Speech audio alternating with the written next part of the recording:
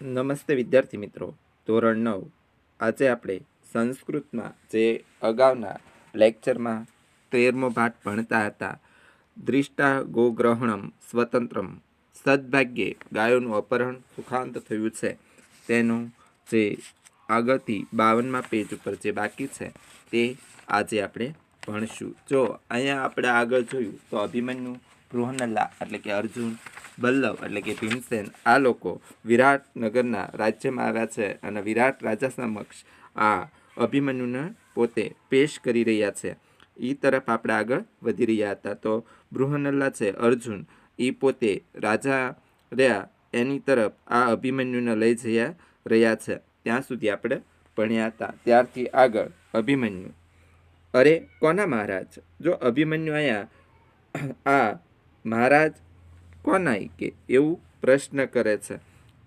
એટલે જે બૃહન્નલા જે છે અર્જુન, એ બૃહન્નલાના પાત્રમાં છે. એ એમ કે છે ના ના, બ્રાહ્મણ સાથે બેઠા છે. કે આ વિરાટ નગરીના જે વિરાટ રાજા છે એ આ મહારાજ બ્રાહ્મણ સાથે બેઠા છે. અભિમન્યુ બ્રાહ્મણ સાથે પાસે જઈને ભગવાન હું પ્રણામ કરું છું. જો આયા અભિમન્યુના બ્રાહ્મણ સાથે એટલે કે બ્રાહ્મણનું નામ આવ્યું એટલે તરત બ્રાહ્મણને ભગવાનનું સ્વરૂપ કહેવામાં આવ્યું છે. એવી રીતે અહીંયા એ ભગવાનનું નામ લઈ અને ભગવાન હોય એવી રીતે એને પ્રણામ કરે છે. ભગવાન આવ વચ્છ એટલે જો બ્રાહ્મણ છે એ અહીંયા પાત્ર તરીકે છે, એનું અહીંયા ભગવાન આપ્યું એટલે એ પોતે વત્સ એટલે પુત્ર તું અહીંયા આવ. અભિમન્યુ હું ઉપકૃત થયો એટલે કે હું તમારી ઉપર પોતે કે તમારી આજ્ઞાના કારણે તમારી ઉપર મેં કાર્ય કર્યું અથવા હું તમારી ઉપર સારી રીતે તમારા ઉપકારી થયો. રાજા આવ પુત્ર, મનમાં મને કેમ પ્રણામ કરતો નથી? અરે ખરેખર આ ક્ષત્રિય કુમાર ઊંચા ચડો છે. હું એના દર્પને શાંત કરવાનું કાર્ય કરું છું. મોટેથી તો આવો. આને કોણે પકડ્યો હતો? જો અહીંયા રાજા છે એ પણ આને પુત્રથી સંબોધન જ છે અભિમન્યુને, અને એના મનમાં એમ થાય છે કે આ જે ક્ષત્રિય કુમાર છે એ પોતે કંઈક વધારે અભિમાની જેવો લાગે છે. કેમ એ મને પ્રણામ કરતો નથી? હું અહીંયા વિરાટ નગરીનો રાજા છું, તો મને હું રાજા સિંહાસન ઉપર બેઠો છું, એના કારણે એને મને પ્રણામ કરવા જોઈએ. પણ એ કંઈક આ અભિમાનથી છળેલો છે એવો લાગે છે. એટલે એ પોતે મોટા અવાજથી બોલે છે કે આને કોણે પકડ્યો હતો? એટલે ભીમસેન છે એ પોતે કહે છે કે મહારાજ મેં બલ્લવે, એટલે બધો ભીમસેન છે એ પાત્ર તરીકે છે અને એનું અહીંયા રસોયાનું કાર્ય છે એ બલ્લવના નામથી અહીંયા કાર્ય કરી રહ્યો છે. એટલે એ આ મહારાજને એમ કહે છે કે મેં પકડ્યો હતો. અભિમન્યુ નિશસ્ત્રે એમ કહો. એટલે અભિમન્યુ તરત આ બલ્લવ સામે જોઈ અને એમ કહે છે કે એમ કહો કે જેની પાસે વસ્ત્ર ન હતા એવા તમે મારી ઉપર આવી ગયા, એના કારણે હું પકડાઈ ગયો છું. ભીમસેન પાપ શાંત થાવો, હવે બસ કરો.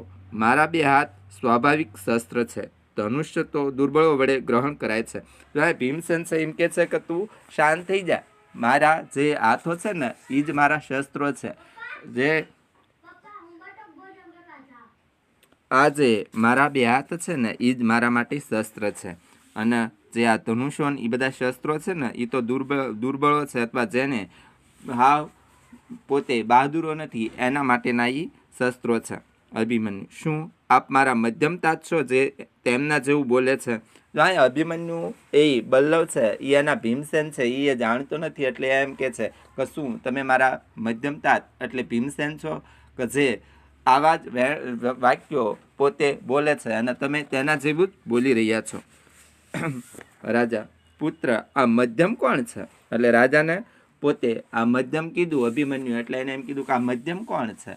તો એ મધ્યમ એટલે ભીમસેન છે. એટલે આ રાજાને ભીમસેન વિશે મધ્યમ શબ્દ વાપરવામાં આવેલો છે એ ખબર હોવા છતાં એ પૂછે છે કે આ મધ્યમ કોણ છે? અભિમન્યુ સાંભળો, જેણે ખરેખર જરાસંધને મારી નાખ્યો ને તે પછી ઉત્તર પ્રવેશે છે. એટલે અભિમન્યુ કહે છે કે જાણે જરાસંધ નામનો રાજા હતો એને એના બાહુઓથી જેણે મારી નાખ્યો હતા એવા મારા ભીમસેન છે એ મારા મધ્યમ તાત છે. એ જ સમયે જે આ વિરાટ રાજા છે એનો પુત્ર છે ઉત્તર, એ પોતે પ્રવેશ કરે છે. પછી ઉત્તર બોલે છે પાત્ર તરીકે. ઉત્તર પિતાજી હું પ્રણામ કરું છું. એટલે ઉત્તર રાજાને આવી અને એનો પુત્ર છે એટલે એના પિતાશ્રી કહી અને એને પ્રણામ કરે છે. રાજા પુત્ર તું દીર્ઘાયુ થા, જેમણે પરાક્રમના કાર્યો કર્યા હોય તે યોદ્ધાઓને શું પૂંજ્યા સત્કાર્યા? જો એ એમ કે છે કે તું લાંબુ જીવન મેળવ, દીર્ઘાયુ થા એટલે તારી ઉંમર ઘણી વધી જાય, તું દીર્ઘાયુ તો દીર્ઘ આયુ મેળવ, એવી રીતે એને આશીર્વાદ આપે છે. અને એમ કે છે કે આપણા જે આ ગાયોનું અપહરણ કરીને જે જીતીને આવ્યા ગાયોને એનો તું કે એ લોકોને બધાય જે પરાક્રમીઓ હતા એને સત્કાર્યા છે, એની પૂંજન કર્યું છે. ઉત્તર પૂંજા છે, હવે સૌથી પૂંજે એવી તેની પૂંજા કરો. એટલે કે હા એના તો બધાને સત્કારી દેવામાં આવ્યા, પણ અહીંયા જે સૌથી વધારે પૂંજનીય છે એવા લોકો છે એની પૂજા કરવાની છે. તો રાજા પોતાના પુત્ર ઉત્તરના પુત્ર પૂછે છે, પુત્ર કોની? એટલે એ ઉત્તરને એમ કહે છે કોની હજી સત્કારવાના અથવા હજી એના જે પૂંજનીય છે એવા પૂંજન કરવા યોગ્ય કોણ છે? ઉત્તર અહીં આ શ્રીમાન ધનંજય અર્જુનની. જો એ પોતે ન્યા એણે જે યુદ્ધના મેદાનમાં જોયું એ અત્યારે અહીંયા કહે છે કે જે આ બૃહનલ્લા તરીકે જે આપણા કાર્ય કરી રહી છે નૃતંગના, એ પોતે કે બૃહનલ્લા નથી પણ એ ધનંજય એટલે કે પાંડવનો જે ત્રીજા નંબરનો અર્જુન છે એ છે, એની પોતે કંઈક સન્માનવાના છે. રાજા કેમ ધનંજયની? એટલે રાજા તરત એમ કે છે કેમ ધનંજયની, અર્જુનની શા માટે? ઉત્તર હાજી એ મહાશય શમશાનમાંથી પોતાનું ધનુજ ખૂટે નહીં એવા બાણવાળા 2 ભાથા લાવીને ભીષ્મ વગેરે રાજાઓને ભગાડ્યા અને આપણને બચાવ્યા. જો અહીંયા ઉત્તર હવે વાત કરી છે કે આ જે અર્જુન છે ને એણે અહીંયા આપણાને રોકાણા બૃહનલ્લા તરીકે, એ પહેલાં એના શમશાનમાં એને એના ધનુષ અને એના 2 ભાથા જે સંતાડેલા હતા એ ગોતી લાવી અને પોતે કંઈક ભીષ્મ અને જે હસ્તિનાપુરના બીજા રાજાઓ હતા એને ભગાડ્યા છે અને આપણને એણે બચાવી લીધા છે. રાજા એ એમ છે? એટલે રાજા તરત એમ કે છે કે એ બરાબર આવી રીતે છે, આવું છે એ કે? બૃહનલ્લા પ્રસન્ન થાઓ મહારાજ, પ્રસન્ન થાઓ. એટલે આ અર્જુન છે એ બૃહનલ્લાના પાત્રમાં છે, એ એમ કહે છે કે તમે પ્રસન્ન થઈ જાઓ, તમે પ્રસન્ન થાઓ મહારાજ. ઉત્તર શંકા દૂર કરો, આ જ ધનુર્ધારી ધનંજય અર્જુન છે. એટલે જે ઉત્તર એનો પુત્ર છે રાજાનો, એ એમ કે તમારી જે શંકા છે એ તમે દૂર કરી નાખો, આ બૃહનલ્લા છે ને એ જ અર્જુન છે. બૃહનલ્લા જો હું અર્જુન છું તો આ ભીમસેન છે અને આ રાજા યુધિષ્ઠર છે. જો બૃહનલ્લા છે આ અર્જુન, એ પોતે ઉત્તર એમ કે છે કે આ બૃહનલ્લા છે એ જ અર્જુન છે, એટલે કે તમારી શંકા દૂર કરી નાખો. તો એ તરત જે અર્જુન છે એ એમ કે છે બલ્લવ તરફ આંગળી સીંધી અથવા હાથ સીંધી અને તો શું આ બલ્લવ છે એ ભીમસેન છે અને રાજાની બાજુમાં તે મુખ્ય સેવક તરીકે જે કાર્ય કરી રહ્યા છે એ તરફ હાથ સીંધી અને એમ કહે છે તો શું આ યુધિષ્ઠર છે? અભિમન્યુ અહીં આપ મહાશયો મારા વડીલો છો તેનાથી ખરેખર. એટલે આ અભિમન્યુ આ બધું સાંભળી અને પોતે એમ કે છે કે શું આ બધા મારા વડીલો છે, જે મારા મધ્યમ તાત અર્જુન એના પિતાશ્રી અને યુધિષ્ઠિર એના ધર્મવીર આ બધા છે એ લોકો છે, એ પોતે ખરેખર એટલે કે શું આ સત્ય ઘટના છે? મારાથી આક્ષેપ કરાયેલા ગુસ્સે થતા નથી અને મને હસી કાઢતા તેઓ મને અપમાનિત કરે છે. સદભાગ્યે ગાયોનું અપહરણ સુખાંત થયું છે, જાણે મને મારા વડીલો બતાવ્યા છે. હવે એને પોતે આ બધું સમજાય છે અભિમન્યુને કે આ મારા વડીલો છે, એણે મને ભલે અપમાનિત કરવામાં અથવા મને જે વાત કરી તો મને એવું લાગતું હતું કે આ લોકો મારું અપમાન કરી રહ્યા છે, પણ આ તો મારા વડીલો છે.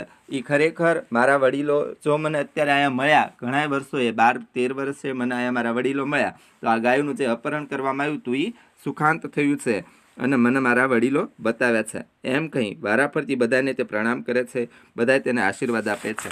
અને આ રીતે આ પાઠ છે એમાં અભિમન્યુ એના વડીલોને ખરેખર મળી શકે છે અને પોતે સારી રીતે યાદ કરી શકે છે. અને પોતે જે અભિમન્યુ છે એ યુધિષ્ઠર, ભીમસેન, નકુલ, સહદેવ, અર્જુન આ બધે સાથે મિલાપ થાય છે.